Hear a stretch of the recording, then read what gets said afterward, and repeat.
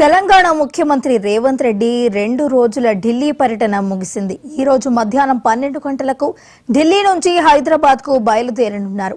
పర్యటనలో భాగంగా ఏఐసీసీ అధ్యక్షుడు మల్లికార్జున ఖర్గే, రాహుల్ గాంధీలతో సమావేశమైన రేవంత్ బీసీ కులగణన వివరాలపై పవర్ పాయింట్ ప్రెజెంటేషన్ ఇచ్చారు. కాంగ్రెస్ ఎంపీలకు కూడా సామాజిక, ఆర్థిక, విద్య, ఉపాధి, రాజకీయ కులగణన సర్వే విధానాలను వివరించారు.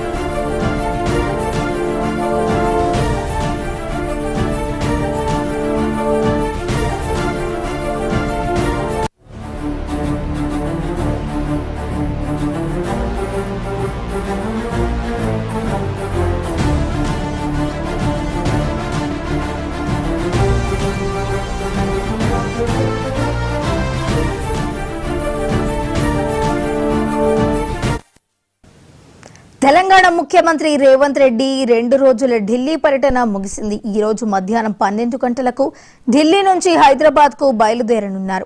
పర్యటనలో భాగంగా ఏఐసీసీ అధ్యక్షుడు మల్లికార్జున ఖర్గే, రాహుల్ గాంధీలతో సమావేశమైన రేవంత్ బీసీ కులగణన వివరాలపై పవర్ పాయింట్ ప్రెజెంటేషన్ ఇచ్చారు.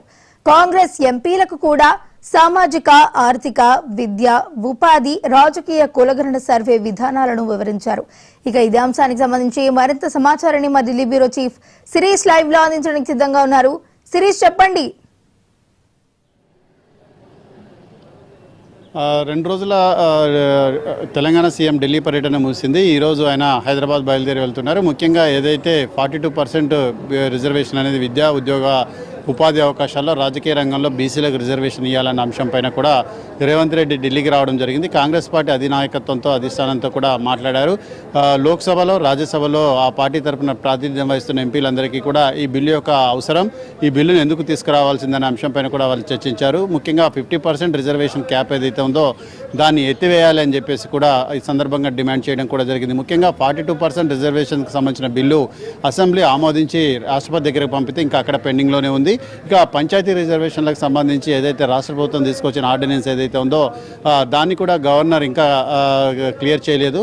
సో ఈ నేపథ్యంలో దీనిపైన ఈ 2 అంశాలపైన కూడా కేంద్ర ప్రభుత్వంపై ఒత్తిడి తీసుకొచ్చేందుకు ఆయన ఢిల్లీకి రావడం కూడా జరిగింది. ప్రస్తుతం ఈరోజు దేశ రాజధాని ఢిల్లీలో న్యాయ సదస్సు పేరుతోటి దేశవ్యాప్తంగా ఉన్న ఓబీసీలకు న్యాయం చేయాలి, రిజర్వేషన్ శాతం పెంచాలి, 50% క్యాప్ను ఎత్తివేయాలనే దానిపైన ఒక సదస్సు అనేది కూడా జరగబోతోంది. ప్రస్తుతం మనతోటి కొంతమంది కాంగ్రెస్ నేతలు ఉన్నారు, వాళ్ళతో మాట్లాడే ప్రయత్నం చేద్దాం. మీరు విన్నారు కదా, బీజేపీ నేతల యొక్క ఆరోపణలను ఎట్లా చూస్తారు? ఎందుకంటే బీసీలకు 42% రిజర్వేషన్ అంటే మంత్రి పదవుల్లో ఇవ్వాలి, మిగిలిన వాటిల్లో ఇవ్వాలి, కానీ కేవలం రిజర్వేషన్లు ఇస్తామని చెప్పి సాకు చెప్పడం కరెక్ట్ కాదని ఇప్పుడు వాళ్ళు అంటున్నారు. దానిపై ఏమంటారు? ఈ దేశంలో పట్ల బలహీన వర్గాలకు, దళితులకు, అట్టడుగు వర్గాలకు మరణ శాసనం రాసి పేద వర్గాలని రాజ్యాధికారంలో రాకుండా విద్యా, ఉద్యోగంలో ఏదైతే అణగారిన వర్గాలకు రాజ్యాధికారం కావాలనో, సామాజిక న్యాయం కావాలనో, ఉద్యోగ అవకాశాలు రావాలనో ఇవన్నీ కూడా కాంగ్రెస్ పార్టీ మాత్రమే చేసింది. కానీ భారతీయ జనతా పార్టీ ఇవాళ బీసీలుగా చెప్పబడుతున్నటువంటి ఏదైతే దేశానికి ప్రధానమంత్రి ఛాయామీన్ అని చెప్పినావు, కానీ ఇవాళ బలహీన వర్గాలకు 42% రిజర్వేషన్ తీసుకొచ్చి ఈ దేశానికి దిక్సూచైనటువంటి రేవంత్ రెడ్డి గారిని ఏదైతే తీసుకొచ్చిర్రో దాన్ని ఇవాళ మీరు ఆపడానికి ఎందుకు ప్రయత్నం జరుగుతుంది? ఈ దేశంలో ఉండబడేటువంటి బనియాన్లు, ఠాకూర్లు, రావులు, బ్రాహ్మణులు, అగ్రకులాలు, రెడ్లు, వైశ్యులు 10% ఇచ్చిరు. మీ దగ్గర ఏం డాటా ఉందని అడుగుతా ఉన్నా. మరి ఎందుకు ఇచ్చిరని అడుగుతా ఉన్నా. నేనేమో తప్పు పడతలేను, ఇచ్చిరు. అగ్రకులంలో పేదలున్న వారు మరి ఈ దేశంలో మరి లెక్కలున్నాయా? వారికి సంబంధించిన సైంటిఫిక్ డాటా ఉందా? కానీ అణగారిన వర్గాల మీద ఇవాళ ఏదైతే మీరు విషప్రయోగం చేస్తున్నారో, ఏ దేశంలో ఉండబడేటువంటి మూలవాసులుగా ఉన్నటువంటి మా వర్గాలని ఖచ్చితంగా మిమ్మల్ని రాజకీయంగా బొందబెడితే తప్ప ఈ దేశంలో మా వర్గాలకు రావి. నేను అడుగుతున్నా, ఏదైతే మీరు ముస్లిం అని చెప్తా ఉన్నారో మధ్యప్రదేశ్లో కానీ, మహారాష్ట్రలో కానీ, గుజరాత్లో కానీ ఏ బలహీన వర్గాల కోటాలోనే ఉన్నది, అక్కడ మీ ముఖ్యమంత్రి ఉన్నారు. వాళ్ళని తీసేయమని అడుగుతా ఉన్నా. మరి ఎందుకు ఇవాళ నేను ఈ దేశానికి బీసీ అని చెప్తా ఉన్నాం? ఎస్, నేనేమంటున్నా, మీ దగ్గర సైంటిఫిక్ డాటా ఉంటే రమ్మంటున్నా. కానీ ఇవన్నీ ఏవి కాకుండా డొంకతిరుడు మాటలు మాట్లాడుతూ బీసీలకు ప్రధానమంత్రి ఉండా అని చెప్పినావు. మరి గవర్నర్లలో ఇవ్వండి, లేకపోతే రాజ్యసభలో, లోక్సభలో రిజర్వేషన్లు తీసుకురమ్మంటున్నాం. ఇవన్నీ వద్దు. ఇవన్నీ గొప్పలు చెప్పుకోవడం కాదు. అణగారిన వర్గాలకు ఈ దేశంలో మరణ శాసనం రాసి మనువాదాన్ని ఈ దేశంలో తీసుకొచ్చి పేద వర్గాలకు వ్యతిరేకంగా ఐఐఎంలో ఐఐటీలో మేము మా రిజర్వేషన్లు తప్ప మరొకటి ఈ దేశంలో అమలైతలేవు. భారతీయ జనతా పార్టీ కేవలం బ్రాహ్మణ రాజ్యం మాత్రమే ఈ దేశంలో నడుస్తుంది. ఈ దేశంలో అణగారిన హక్కుల కోసం పోరాటం చేసిన కాంగ్రెస్ పార్టీని ఇలా తూలనాడుతున్నటువంటి భారతీయ జనతా పార్టీని తెలంగాణలో 8 సీట్లు ఇచ్చినాం. ఒక కేంద్ర మంత్రి ఉన్నాడు, ఇంకొక ఆయన సహాయ మంత్రి ఉన్నాడు. సిగ్గు లేకుండా మన సన్నాయి నొక్కుతా ఉన్నారు రామచంద్రరావు గారు. నేను ఒకటే సూటి ప్రశ్న ఇస్తున్నా. ఆ రోజు పాయల్ శంకర్ గారు భారతీయ జనతా పార్టీ గొప్పలు చెప్పుకున్నావు, శాసనసభలో మాట్లాడినావు, ఎక్కడ పోయినా అడుగుతున్నా, పాయల్ శంకర్ అడుగుతున్నా. కాబట్టి ఇవన్నీ కూడా కాదు.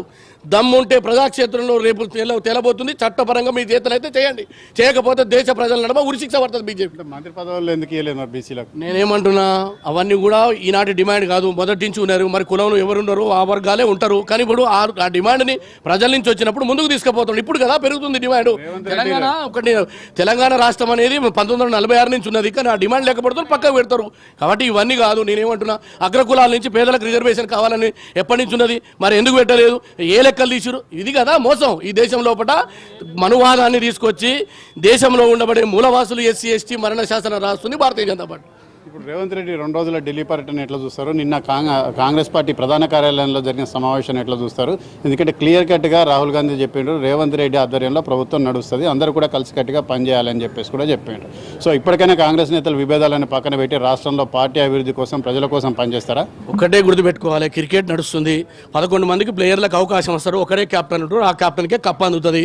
అట్లనే ఈ తెలంగాణ రాష్ట్రంలో ఛాంపియన్ రేవంత్ రెడ్డి గారు ఒక ప్రజా ఏజెండాతోటి, రాహుల్ గాంధీ గారి ఆశలతోటి బీసీ ఎస్సీ ఎస్టీ వర్గాలకు విద్యా ఉద్యోగంలో అవకాశాలు ఏ రకంగా ఇస్తా, ఎస్సీలకు కేటగిరైజేషన్ ఏ రకంగా చేస్తానని ఎజెండాతో వచ్చినాం. కాబట్టి 100% ఈ దఫాలో రేవంత్ రెడ్డి గారి నాయకత్వంలో ఉంటుంది. అందరం కలిసి పనిచేస్తాం. సరే చిన్న ఇప్పుడు రాజా సింగ్కు భేదాభిప్రాయాలు లేవా, ఈటల రాజేందర్కి, బండి సంజయ్కి లేవా, రఘునందర్ రావుకి, రాష్ట్రంలో ఉన్న మిగతా నాయకులకు లేవా? అన్ని చోట్ల ఉంటాయి. కానీ మేము దాన్ని సామాజిక ఎజెండాతోటి ప్రజలకు చేస్తున్నటువంటి అభివృద్ధి కార్యక్రమాలు, సన్నబియ్యం చూడమంటున్నాం, 62,000 ఉద్యోగాలు చూడమంటున్నాం, 35 లక్షలున్న మాదిగ వర్గాలకు కన్నీళ్లు దూడ్చినటువంటి నాయకుడు రేవంత్ రెడ్డి గారు. బలహీన వర్గాలకు 42% రిజర్వేషన్ తీసుకొచ్చి ఈ దేశానికి దిక్సూచిగా నిలబడ్డ రేవంత్ రెడ్డి గారి నాయకత్వంలో 100% 33 జిల్లాలలో 32 జడ్పీ చైర్మన్లు గెలుస్తాం, 100%.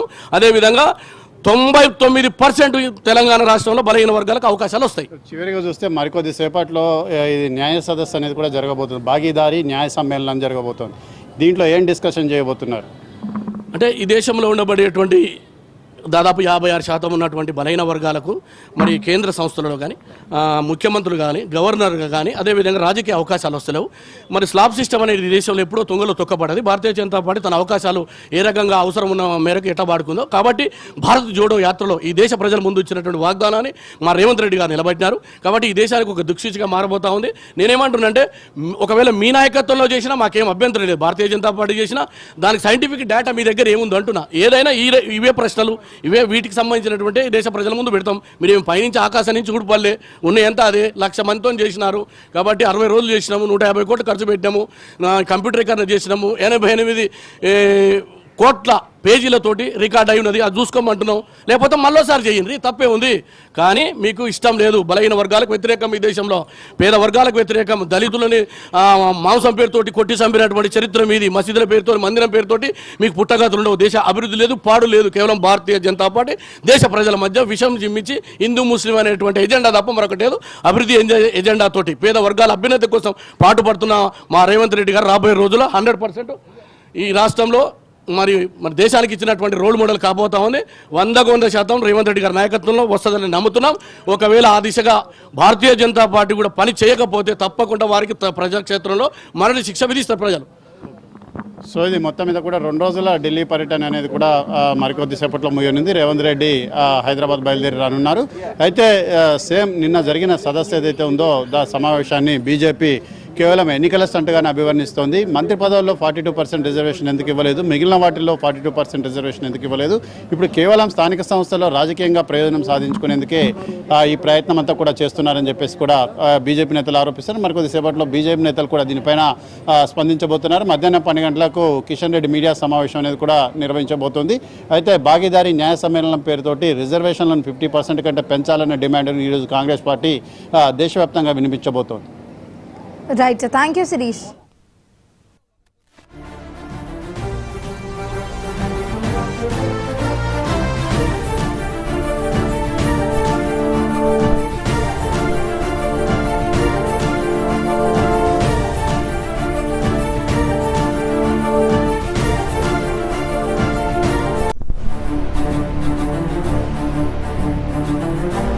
తెలిపారు.